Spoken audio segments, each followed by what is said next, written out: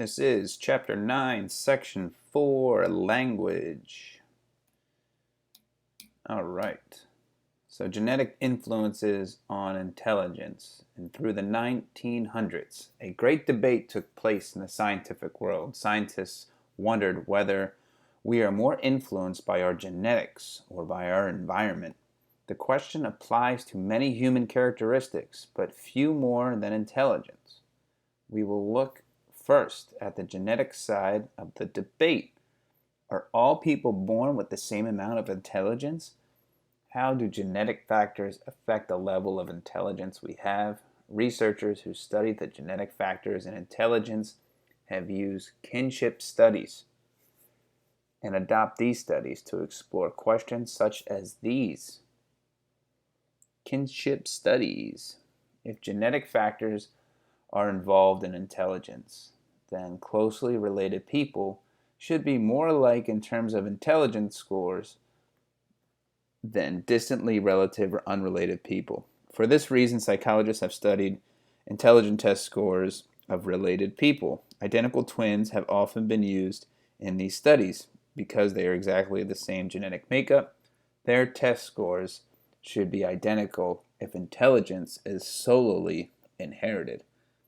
Now, any difference in scores would mean that other factors are also involved. So if you have a twin, or if you have a brother or a sister, this study is saying that you guys should be on the same level of intelligence.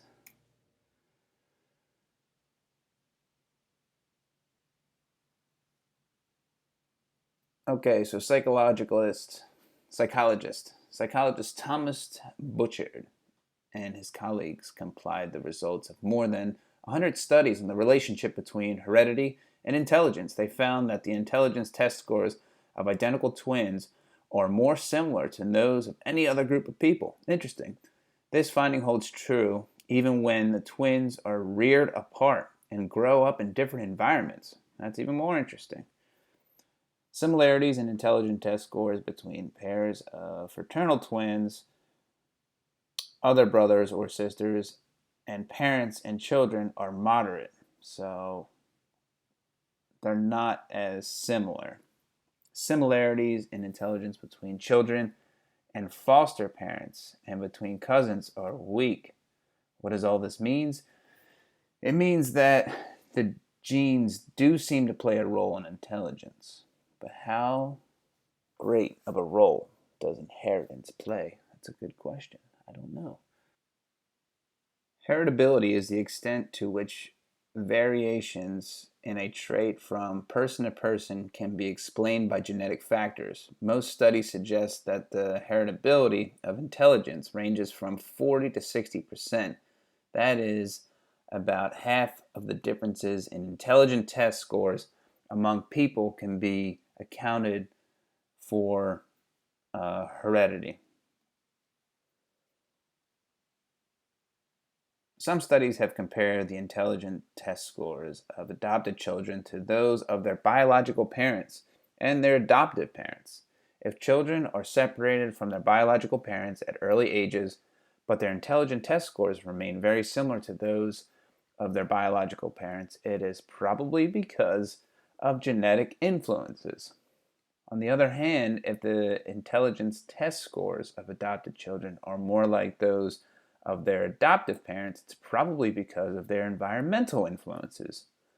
Most studies of adopted children have been found that their intelligence test scores are more like those of their biological parents than those of their adoptive parents. Thus, there seems to be further evidence of heredity's role in intelligence. So it could go either way.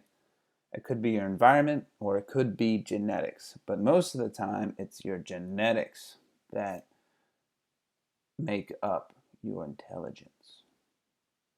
Other psychologists, however, argue that there's an overemphasis on heredity can undermine parental and educational efforts to help children learn.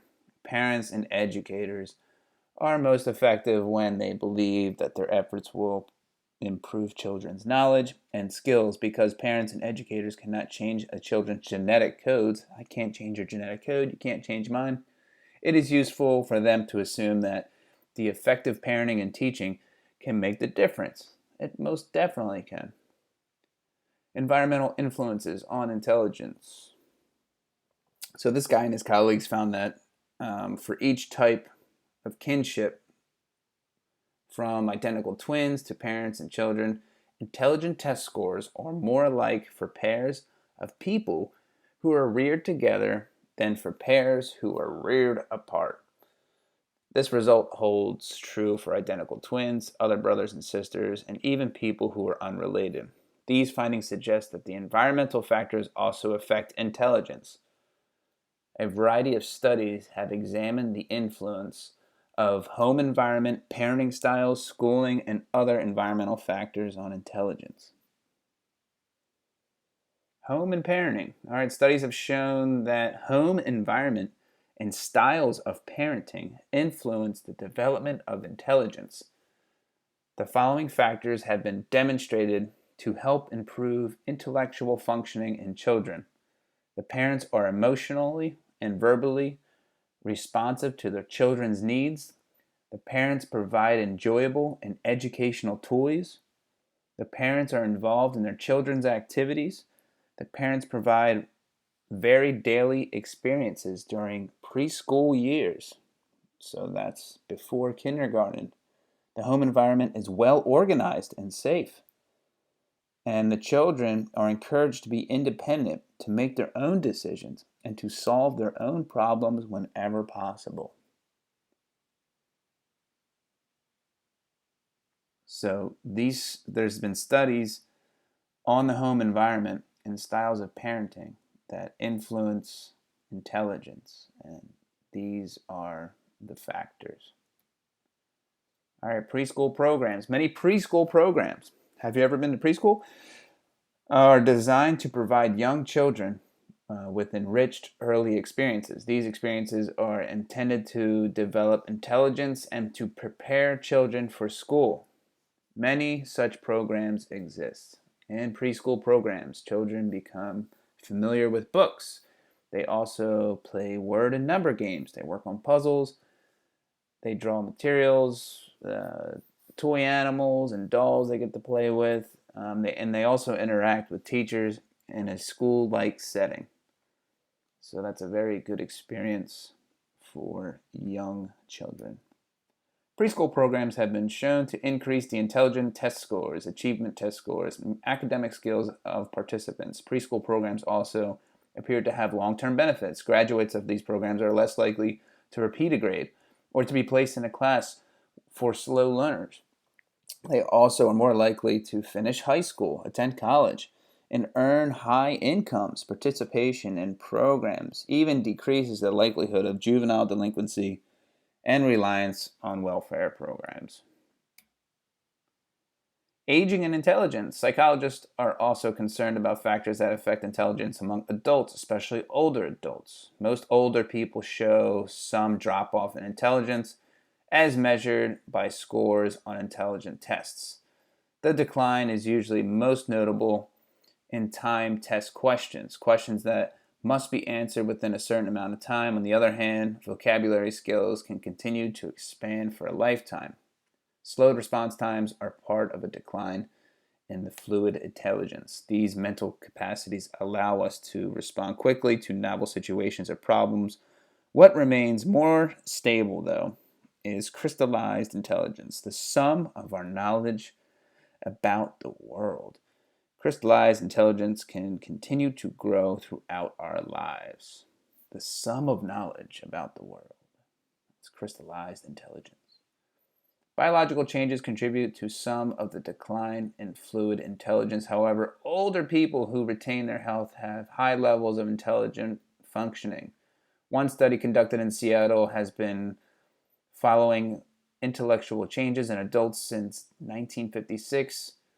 The Seattle study has found that intellectual functioning in older people is linked to several environmental factors. Here are some: level of income, level of education, a history of stimulating jobs, intact family time, intact family time, attendance at cultural events, travel and reading, Marriage to a spouse with a high level of intellectual functioning. So your spouse is smart and a flexible personality. So it seems like the intellectual functioning, so the intelligence of older people functioning, is linked to these environmental factors. In general, the more of these factors that are present in people's lives, and the higher and stronger the factors are, the higher the level of intelligent functioning will be. All things considered, intellectual functioning in people of all ages appears to reflect many genetic, physical, personal, and social factors. The fact that the person's genetically determined intellectual potential cannot be predicted makes it difficult to resolve the debate about the roles that genetics and environment play in intelligence. So all this is very confusing, but these are all theories and studies that have suggested otherwise. However, no matter what genes a person may have inherited, that person's intelligence is not fixed or unchangeable. So you can change your intelligence by studying more, reading more. People can depend on their education and other factors to improve their intellectual functioning. You can study more. You can read more. You just got to try and believe in yourself. Genetic factors give a person a range of possibilities. The environment of influences the expression of these possibilities. The environment influences the expression of these possibilities. So your environment can definitely play a huge role in your intelligence, if depending, your home situation, your home life as well. Intelligence remains a complex concept that changes psychologists, educators, and many others. It's very confusing. It's very complex. There's not just one answer to this. Okay, emotional intelligence influences success. If you are really smart, are you guaranteed to achieve success? Or does it take more than book smarts to succeed? Now, despite the emphasis still placed on traditional measures of intelligence, researchers have found that other types of intelligence are just as important to succeed at school or at work, and particularly emotional intelligence. The ability to understand your own emotions and those of others turns out to play a significant role in success. Now, just because you have a low IQ score, or if you scored low on a test, doesn't mean you're not smart. Success at school and work requires more than just emotional intelligence. Yes, that's true. But emotional intelligence seems to play a significant role. And emotional intelligence is the ability to understand your own emotions and the others around you. And this, like I said, turns out to play a significant role in your success. And that's your lesson for today. Thanks for listening. Peace out.